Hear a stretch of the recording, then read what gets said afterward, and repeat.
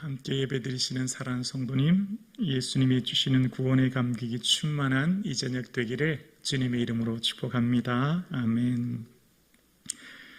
예배드리러 오는데 아들 녀석이 오늘 빨리 맞춰줄 거죠? 그랬는데 그건 좀 어려울 것 같습니다. 마음을 편안하게 하시고 아예 늦게 간다 생각하고 계셔야 이게 말씀이 귀에 들어옵니다.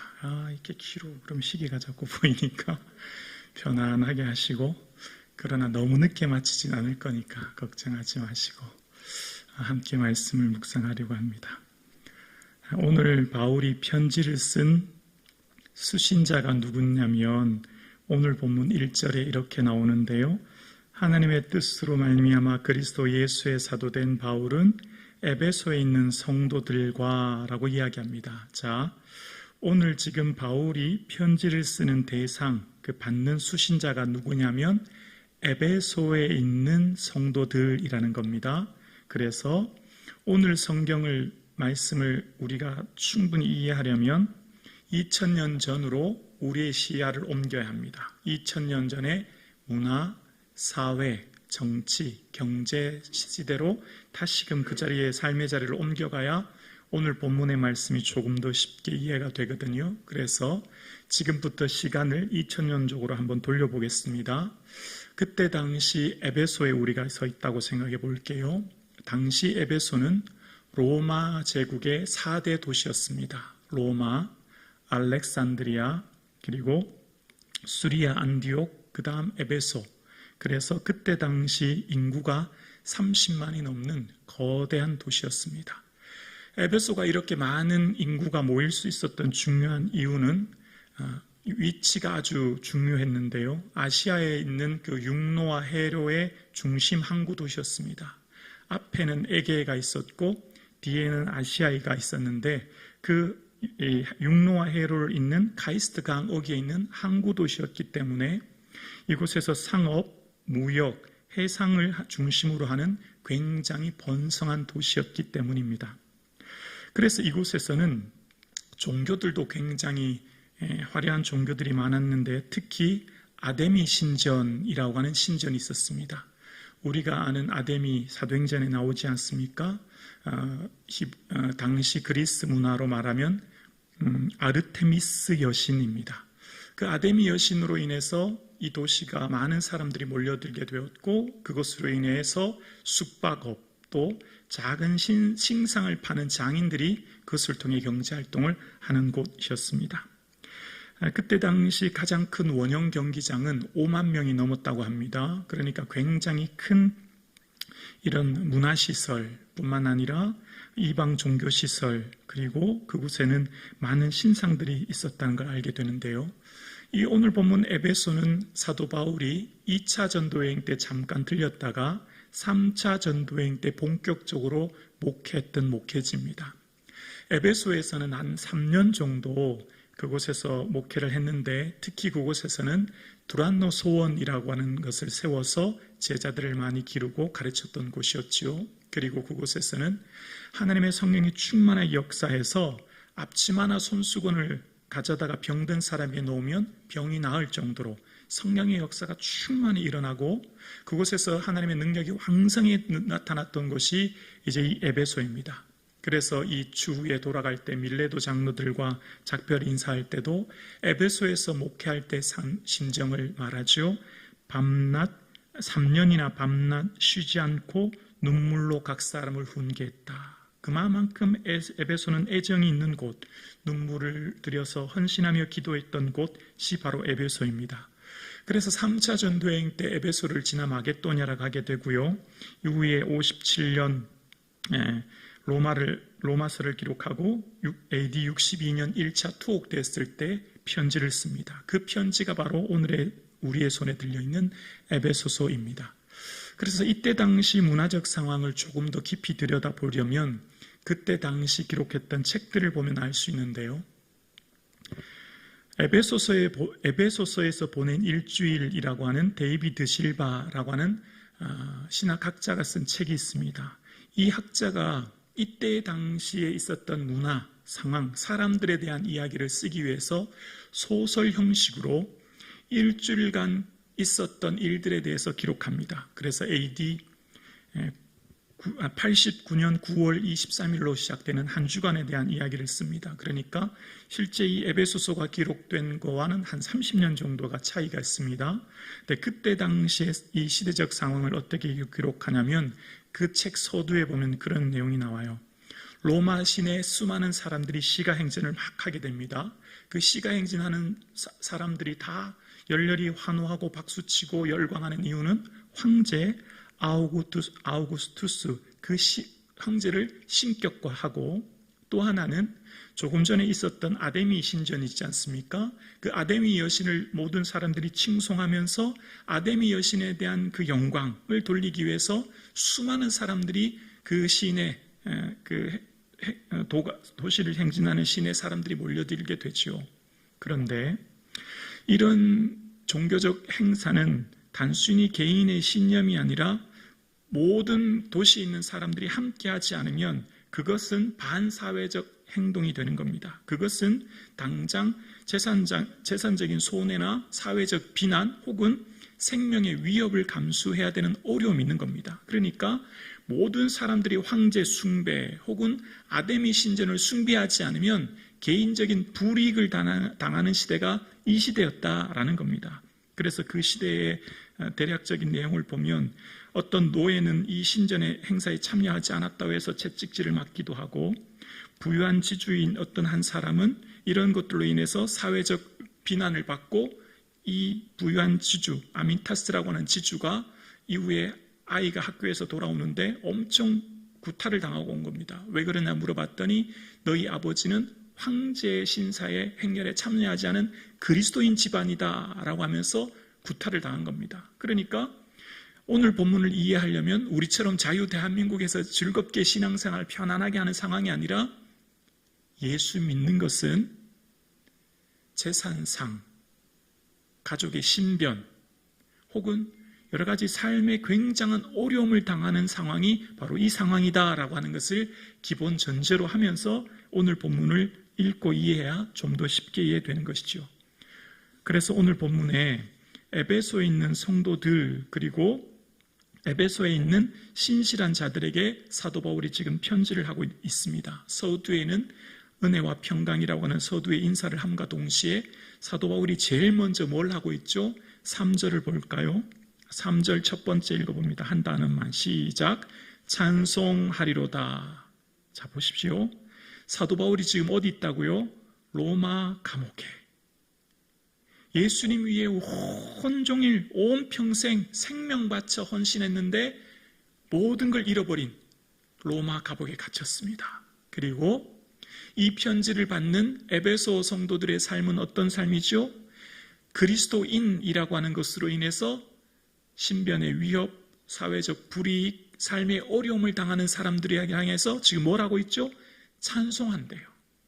이게 쉽게 받아지지가 않습니다. 원래 감옥에 있으면 뭐 해야 되죠? 간구해야 되지 않겠습니까? 간절히 절박함으로 하나님 앞에 간구하고 도움을 요청해야 되는 게 일반적인 상황 아닙니까? 근데 사도 바울은 지금 이런 자기의 상황뿐만 아니라 이 편지를 받고 있는 에베소 교인들의 그 박해 어려운 여러 가지 상황 속에서 그들을 향해 뭘 하고 있죠? 찬송하고 있다는 것을 이야기합니다. 그래서 에베소서 1장을 보면 오늘 본문을 비롯해서 6장 6절, 12절, 14절에 계속해서 영광의 주를 찬송하고 있습니다. 성부 하나님, 성자 예수님, 성령 하나님을 계속해서 찬송하고 있습니다. 여러분, 성도의 가장 가치 있는 삶, 성도에 있어서 가장 중요한 일, 성도에 있어서 너무너무 소중한 일은 주님을 찬양하는 것입니다. 이것은 멜로디, 곡조, 음악을 넘어서는 삶을 말하는 거예요. 이것은 내 삶으로 하나님을 높여드리는 것, 내 삶으로 하나님의 이름을 드높이는 삶, 그것이 성도의 가장 가치 있고 가장 의미 있는 인생입니다. 찬송은 너무너무 소중합니다. 입술의 고백뿐만 아니라 삶으로 드리는 그 찬양을 하나님 기뻐하시죠. 사도 바울은 지금 찬양 드릴 수 없는 상황 가운데 찬양하고 있습니다. 그 이유가 뭘까요? 그 이유, 어떻게 사도 바울은 하나님을 찬양할 수 있을까? 그 까닭은 바로 복 주시는 하나님 때문입니다. 여러분 3절 보실까요? 3절 우리 함께 고백합니다. 찬송하리로다. 하나님은 곧 우리 주 예수 그리스도의 아버지께서 그리스도 안에서 하늘에 속한 모든 신령한 복을 우리에게 주시되. 하나님이 우리에게 복 주셨기 때문에 주님을 찬양하는 겁니다. 하나님이 우리에게 주신 이 복이 너무너무 커서 찬양하지 않고는 견딜 수 없어서 지금 하나님을 찬양하고 있어요. 그 복 주시는 하나님이 어떤 분이냐면 하나님, 창조주 하나님이라는 겁니다. 모든 것을 지으시고 이끄시고 인도하시는 하나님, 모든 교회를 충만하게 하시고 우리의 삶을 이끄시고 우리의 삶을 인도하시는 하나님, 그 하나님은 어떤 하나님이냐면 예수 그리스도의 아버지가 되시는 하나님이십니다. 그래서 우리는 그 예수 그리스도로부터 하나님을 나의 아버지라 부를 수 있는 분으로 고백할 수 있게 되었고, 그 하나님이 주시는 복이 뭐냐면 3절 후반절에 다시 보면 하늘에 속한 모든 신령한 복이라고 이야기합니다. 신령한이라고 하는 것은 성령께 속한 이런 의미가 있습니다. 성령께서 주시는 이라는 거예요. 그러니까 오늘 이 사도 바울이 하나님을 향해서 감사하고 높여드리는 이 복은 어떤 분이냐면 성령으로부터 주시는 복, 성령이 우리를 인치시고 자녀 삼아주시고 하나님의 거룩한 백성 삼아주신 복, 그래서 그 복의 중심 핵심은 바로 예수 그리스도가 되는 겁니다. 그래서 그 예수 그리스도로 말미암아 주시는 신령한 복의 내용은 선택과 예정인데요, 1장 4절에 보면 그 복의 내용을 이렇게 말합니다. 곧 창세 전에 그리스도 안에서 우리를 택하사 우리로 사랑 안에서 그 앞에 거룩하고 흠이 없게 하시려고. 자, 어떻게 해야 하나님의 선택을 받을 수 있는가? 어떻게 하나님이 선택하셨는가? 우리를 선택한 시기가 언제인가? 1장 4절에 뭐라고요? 창세 전에. 우리를 선택하신 이 선택은 세상 모든 것들을 설립하기 이전, 만드시기 이전에 주님이 이미 우리를 선택하신 선택이기 때문에 이 시간이 있기 전 하나님의 선택이 먼저 있었던 겁니다. 우리가 모태에 있기 전 이미 하나님께서 우리를 선택하신 거예요. 그래서 우리의 구원은 전적인 100% 하나님의 은혜입니다. 전적인 100% 하나님의 은혜는 취소되거나 무효화될 수 없습니다. 왜냐하면 이 선택은 창세 전에 계획하신 선택이기 때문입니다. 그래서 하나님께서 선택하신 이 선택의 은혜는 우리의 의지와 노력이 아닌 하나님의 선택이기 때문에 이 영원한 선택은 결코 무효될 수 없습니다. 그리고 주님께서 선택하신 이 선택은 어떻게 선택하셨냐면 1장 4절 다시 한번 보실게요. 곧 창세전에 누구의 안에서요? 그리스도 안에서. 우리는 그리스도 안에서 택함 받은 하나님의 거룩한 자녀입니다. 우리는 오늘 이곳에 나와서 예배 드릴 수 있는 이유, 기도할 수 있는 이유, 하나님 앞에 존전에 나올 수 있는 힘, 우리가 주님을 대면할 수 있는 은혜, 다 예수 그리스도 안에 있는 은혜입니다. 오직 예수님으로부터 우리가 오늘도 그 예수의 이름을 피를 힘입어 성소에 들어갈 힘을 얻게 되었고, 예수의 이름을 힘입어 기도할 수 있게 되었고, 예수의 이름을 힘입어 우리가 오늘 구원을 얻은 것이죠. 그래서 우리를 왜 선택하셨을까요? 우리를 왜 예수 그리스도께서 선택하셨고 왜 우리를 구원하셨을까요? 우리 4절 다 같이 한번 읽어봅니다. 시작. 곧 창세전에 그리스도 안에서 우리를 택하사 우리로 사랑 안에서 그의 앞에 거룩하고 흠이 없게 하시려고. 우리를 선택하신 이유는 바로 우리를 성결하게 하기 위함입니다. 이게 우리의 존재의 목적, 존재의 이유입니다. 여러분, 오늘 여러분, 저와 여러분이 존재하는 이유는 바로 하나님이 성결케 하기 위함이에요. 우리는 원래 어떤 존재였죠? 비참한 존재, 저주받은 존재, 본질상 우리의 존재는 영원한 고통 가운데 있어야 될 우리의 존재를 우리는 그리스도의 피로 말미암아 우리를 선택하셨어요. 왜요? 거룩하게 하시려고, 흠없게 하시려고. 하나님의 뜻은 이것이니 너희의 거룩함이라. 이게 우리의 본질이요, 우리가 삶의 목적이요, 우리가 오늘도 소업하는 인생의 의미입니다. 이것이 바로 성도의 삶의 핵심이에요. 이걸 놓치면, 이 가치를 붙들지 않으면 세상의 가치를 무비판적으로 수용하고 답습하고 따라가고 그들과 같은 동화된 삶을 살 위험이 있습니다. 그래서 이 말씀을 끊임없이 기억하지 않으면 우리는 세상 속에서 떠밀려 갈 수밖에 없는 거예요. 오늘 예배 드리는 것도 왜 예배 드리죠? 거룩하신 하나님을 닮아 하나님을, 그 거룩함을 우리의 삶에 드러내기 위해 시간을 구별하고 삶의 일상을 잠시 멈추고 바쁜 내 삶을 잠시 내려놓고 주님 앞에 나온 것입니다. 그래서 우리를 복 주시는 내용, 거룩하게 하심으로 복 주시는 것은 우리를 예정하셨기 때문인데요, 그 예정하신 것은 무엇을 위해 예정하셨냐면 15절에 보면, 우리 15절 함께 읽어볼까요? 그 기쁘신 뜻, 5절입니다. 1장 5절이요. 그 기쁘신 뜻대로 우리를 예정하사 예수 그리스도로 말미암아 자기의 아들들이 되게 하셨으니, 우리를 택정하사 예정하신 것은 바로 우리를 뭐 되게 하셨다고요? 아들들이 되게 하기 위해 우리를 선택하셨어요. 그래서 우리를 양자의 영을 받았으므로 우리가 아빠 아버지라 부르짖느니라 라고 이야기한 로마서 8장을 이야기합니다. 우리는 하나님의 자녀가 되었습니다. 가장 큰 축복, 가장 큰 은혜입니다. 이것은 세상 어떤 것과도 비교할 수도, 세상 어떤 가치와도 맞바꿀 수도 없는 세상에서 너무너무 소중한 은혜 중에 은혜인 줄로 우리는 믿습니다. 아멘이십니까?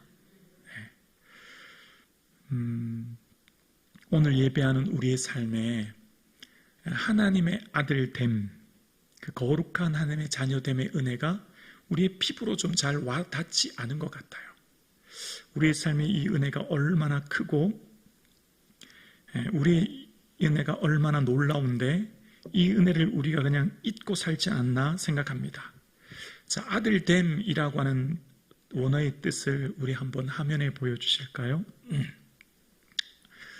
휘테오테시아라고 하는 단어가 있는데요, 아들들이라는 단어에 히테오스라고 하는 아들이라는 단어, 그리고 자리라고 하는 테시스라는 자리가 합쳐져서 아들의 자리로 세우다, 양자로 삼다, 이런 의미가 있습니다. 그래서 우리를 하나님의 양자 삼아 주셨다라는 의미로 이제 오늘 본문을 이야기합니다. 근데 이 단어를, 휘테오시아라는 단어를 우리는 지금 이 시대 문명 속에서는 잘 이해가 되지 않은데, 1세기 로마 시대로 거슬러 올라가서 이 단어의 의미가, 그 시대 많은 사람들은 이 단어를 보면서 감격하고 기뻐했습니다. 왜냐하면 당시의 로마법은 양자는 아들과 똑같은 특권을 부여하는데, 이때 당시 양자 삼는 것, 입양은 우리 이 한국 이 오늘날 문화는 양자를 입양을 할 때 대부분 어린 아가들을 양자로 입양하지 않습니까? 그런데 이때 로마 시대는 성인 남성을 입양하는 경우가 굉장히 많았다고 합니다. 이미 다 자란, 그래서 가문의 어떤 계급을 계승하거나 정치적인 연합을 목적으로 성인 양자를 입양하는데, 그러면 상속권이 그 양자에게 가게 되었다는 거예요. 그래서 대표적으로 당시에 입양된 많은 사람들 중에 로마 황제들이, 이런 황제들이 되게 많았습니다. 예를 들면 로마 2대 황제 티베리우스도 초대 아우구스투스 황자의 의붓 아들이었는데 공식 절차를 걸쳐서 양자가 되었고, 그는 이 이후에 황제로 제위하게 됩니다. 그러니까 양자가 되었다라고 하는 것은, 황제가 누구를 입양했다라고 하는 것은 후계자로 지명되었다, 이런 의미가 있는 거죠. 자, 그 비유로서 오늘 본문을 다시 한번 생각하면, 황제가 누구를 입양했다라고 하는 것은 사람들의 관심이 거기에 다 쏠립니다. 저 사람 후계자 될 거다, 이렇게 눈치를 챘다는 거죠. 자, 그러면 이 본문을 다시 그때 상황으로 이해하면 이런 거죠. 사도 바울이 지금 편지를 씁니다. 히테오시아라고 하는 단어를 쓰면서 이 편지를 쓸 때 여러분은 지금 에베소 도시의 그 찬란한 도시 문명, 거대한 혹은 화려한 도시 문명 속에서 초라하고 박해받는 그리스도인으로 사는 삶이 고독하고 외롭고 힘드시죠. 그러나 여러분은 하나님의 양자가 되었습니다. 천지를 창조하신 만왕의 왕 되신 하나님께서 여러분을 하나님의 거룩한 자녀 삼아주시고 예수 그리스도와 같이 여러분을 하나님의 아들로 삼아주셨습니다. 이렇게 편지하고 있는 거예요. 황제가 입양한 거와는 천하의 차이, 천지 차이가 나는, 그것과는 비교할 수 없는 거룩한 하나님의 자녀로 우리가 양자되었으니 이 영광, 이 은혜를 기억하라고 사도 바울이 지금 편지하고 있는 것이죠. 그래서 사도 바울은 지금 몸이 만신창이가 되고 삶의 고난과 아픔 가운데 있지만 그 마음속에 넘치는 찬란한 영광, 그 구원의 감격, 찬송하리로다 하나님 우리 주 예수 그리스도를 높여드리며 경배할 때 그 마음속에 있는 그 하나님의 아들, 자녀됨, 그 하나님의 영광을 바라보면서 그 영광 중에 그 가슴에 품은 한없는 은혜 속에 지금 에베소 교회를 향해 편지 쓰고 있는 겁니다. 여러분, 우리는 결코 이렇게 시시하게 그칠 인생이 아닙니다. 이 땅에 잠깐 있을 이 세상의 인생 가운데, 안개와 같은 이 세상 가운데 비록 황제가, 총독이, 권력자들이 화려하게 보이고 대단해 보이지만 결국 이 세상 다 끝날 것입니다. 우리가 하나님 앞에 섰을 때 우리가 하나님의 거룩한 아들이요, 하나님의 양자요, 하나님의 빛된 자녀로 부름받을 것입니다 라고 하면서 이 편지를 쓰고 있는 것입니다. 오늘 함께 예배드리시는 사랑하는 성북중앙 성도님, 오늘 살아가고 있는 2025년 대한민국에서 예수 믿는다는 것은 무엇입니까? 예수 믿는다고 하는 것, 세상 사람들에게 뭔가 오늘날 우리의 믿음을 드러낼 수도 없는 좀 뭔가 부끄럽고 좀 쑥스럽고 이런 시대를 우리가 살고 있지는 않습니까?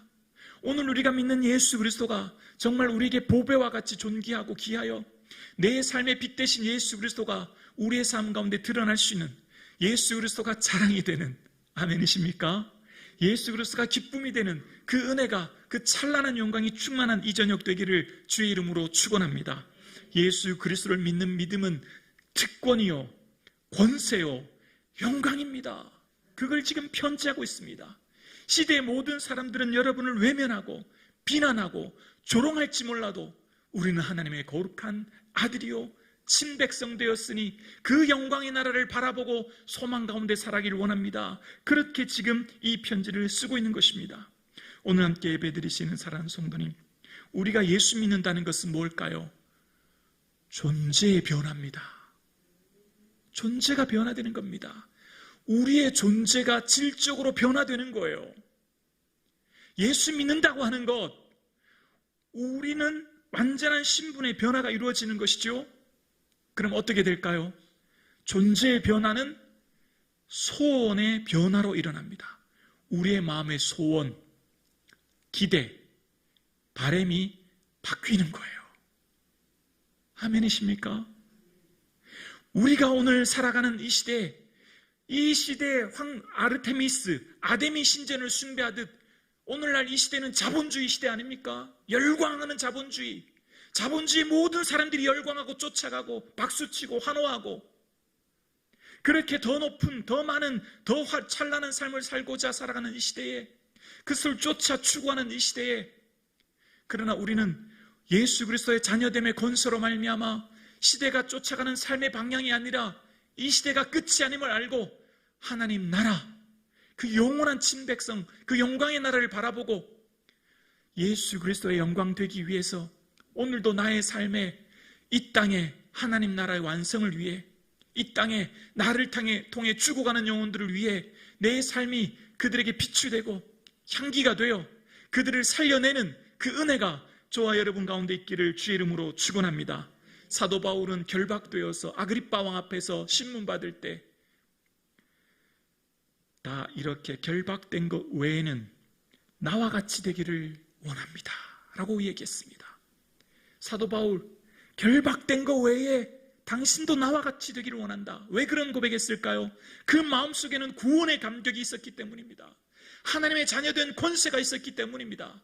아그리빠 왕, 사도 바울의 눈에 볼 때 아무것도 아닙니다.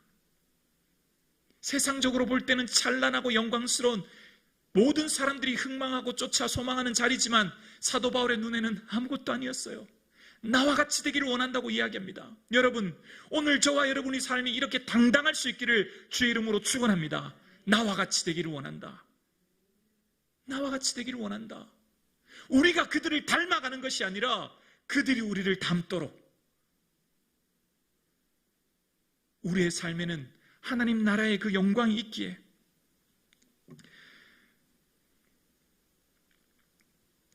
부유한 지주 아민타스는 에베소서의 일주일에 보면 그는 경제적으로 굉장히 부유합니다. 자신이 신앙만 버리면 온 가족이 행복하게 살 수 있어요. 예수 믿는 믿음을 버리면 이 사회에 편승하여 그 많은 부유, 그 많은 것들 자녀에게 물려줄 수 있어요. 그런데 어느 날 김나지움 학교에 갔다 돌아온 아들이 구박박 얻어맞아서 피가 나는 모습을 보면서 내 내면에 갈등이 일어납니다. 오늘 예수 믿는다는 건 뭘까요? 예수 믿는다는 건 갈등입니다. 세상에 타협해야 될지, 오늘도 내가 믿음으로 살아가야 될지, 세상의 가치를 무비판적으로 수용하고 나도 그들과 같은 모습으로 이 세상의 논리를 쫓아 살 것인지, 아니면 내 안에 있는 믿음의 본질을 가지고 내가 이 세상이 구별된 삶을 살 것인지, 삶에 대한 분명한 삶을 드러내는 타협할 것인지, 이 시대의 사회에 타협하며 살 것인지, 아니면 구별된 자로의 삶을 살 것인지, 끊임없는 갈등, 이것이 바로 우리의 삶에 있는 믿음인 것이죠. 그래서 그 에베소서의 일주일을 보면 니콜라스라고 하는 사제가 등장해요. 예수님도 하나님 것은 하나님, 가이사의 것은 가이사에게, 하나님의 것은 하나님에게 바치라고 했는데 뭘 그렇게 대단하게 신앙생활을 합니까? 황제도 섬기고 그리스도도 섬기면 되지. 우리가 믿음을 유지하려면 황제도 섬겨야 됩니다. 그래야 우리의 믿음을 오래 유지하고 후대에 물려줄 것 아닙니까? 이런 논리로 이야기합니다. 그런데 교회 공동체에서는 그를 파문합니다. 큰 충격이요, 아픔이지요. 사랑하는 성도를 파문한다는 것이요. 결단과 그들에게는 하나님을 향한 신앙의 모습이 있었기 때문에 그 신앙의 순수성을 지킬 수 있었다라고 이야기합니다. 여러분, 오늘 우리가 우리의 자녀들에게 믿음을 물려주려면 이 결단력이 있어야 되는 것 아니겠습니까? 아버지와 어머니의 모습이 세상과 같은 모습으로 살아가는 것이 아니라 우리 아버지, 우리 어머니는 다르다고 하는 그 모습이 자녀들에게 유업으로 물려지는 것 아닐까요? 말이 아닌 삶 아니겠습니까? 오늘 함께 예배드리시는 사랑하는 성도님, 오늘 예배하는 우리의 삶에 초대교회 성도들은 피와 눈물로 신앙을 지켜냈습니다. 타협하지 않은 그 신앙이 결국은 그 가족 전체가 아픔을 겪고 고난을 겪었지만 끝끝내 신앙을 지켰듯이 오늘 2025년 대한민국은 또 다른 에베소 아니겠습니까? 1000만에 가까운 수많은 사람들이 이 탐욕의 도시에 살고 있는 이곳에서 수많은 사람들이 아르메티스라고 하는 이 자본주의에 열광하며 살아가는 이 시대, 우리도 어쩌면 이 시대를 살아가는 삶 가운데 믿음이 마치 이 세상의 성공을, 믿음이 마치 이 세상의 권력을, 믿음이 마치 이 세상의 부여를 담보하는 것처럼 믿음을 이 세상을 사는 성공의 논리로만 생각하며 살진 않은지, 믿음은 그런 것이 아닙니다. 믿음은 존재의 변화요, 소원의 변화요, 구별된 삶을 살아가게 되는 힘이 바로 믿음인 것이죠. 그래서 어떻게 해요? 환난 중에 참으며 기도에 힘쓰며 소망 중에 즐거워하는 것, 사도 바울이 감옥에 있으면서도 찬송을 해도 주님을 찬양하는 것, 내가 찬송하는 이 찬송을 에베소 교인들에게도 권명할 수 있는 힘, 그것이 바로 사도 바울의 마음이 있었듯이 오늘 예배하는 저와 여러분, 오늘 우리 시대의 진정한 힘은 무엇이겠습니까? 하나님의 아들 된 권세, 우리가 그들을 부러워하며 우리가 그들과 같은 삶을 살기 위해 쫓아가는 인생이 아니라 당당함과 결단력으로 타협하지 않은 신앙의 모습으로 나의 나된 것을 드러내는 삶, 비록 사회적 부유함과 높은 위치와 명예는 없을지라도 구별된 자로서의 삶의 모습과 그 정체성을 지킬 때 당신은 어떻게 그렇게 살 수 있느냐? 오히려 그들이 우리에게 묻지 않겠습니까? 예수 믿는 게 무엇이겠습니까? 하나님의 아들됨이 무엇이겠습니까? 지금 이곳에서의 삶을 사는 거예요. 피안의 세계로서 저 천국을 바라보면서 이 땅을 대충 사는 게 아니라 지금 이곳에서 그 나라의 영광을 이곳에서 실현하면서 사는 겁니다. 예수 믿는 것은 지금 여기에서 그 기쁨, 그 감격, 그 충만한 은혜 속에 여기에서의 삶을 살아가는 것이 바로 믿음입니다. 그래서 오늘 살아가는 이곳에서 하나님 나라의 영광과 기쁨으로 현재의 삶을 살아갈 수 있는 힘, 그래서 그 믿음은 지금 여기에 계신 하나님을 만나고 지금 이곳에 있는 내 믿음으로 말미암아 감사와 기쁨과 찬송의 삶을 살아가는 것, 그 힘이 저와 여러분 가운데 있기를 주의 이름으로 축원합니다. 오늘 함께 예배드리시는 사랑하는 성도님, 우리에게 주신 금보다 그 귀한 믿음이 내게는 보배로운 이유는 내가 하나님의 자녀된 권세요, 그 은혜가 지금 여기 오늘 나를 살게 하는 힘이요 능력임을 우리는 믿습니다. 그래서 오늘 나의 삶 가운데 어떠한 고난과 시련과 문제와 아픔이 있을지라도 사도 바울이 그 감옥 속에서 찬송을 해도 하나님 우리 주 아버지 주 예수 그리스도를 높여드렸듯이 오늘 나의 삶 가운데 우리 구주 예수 그리스도를 찬양하는 삶, 그것이 하나님을 드러내는 삶이요, 그것이 하나님을 높이는 삶인 것을 우리는 믿습니다. 어떠한 형편에 있든지 자족하며 환난이나 곤고나 기근이나 적신이나 위협이나 칼이라, 그러나 이 모든 일에 우리를 사랑하신 이로 말미암아 우리가 넉넉히 이기느니라. 이 믿음 붙드시는 이 한 주간 되기를 주님의 이름으로 축원합니다.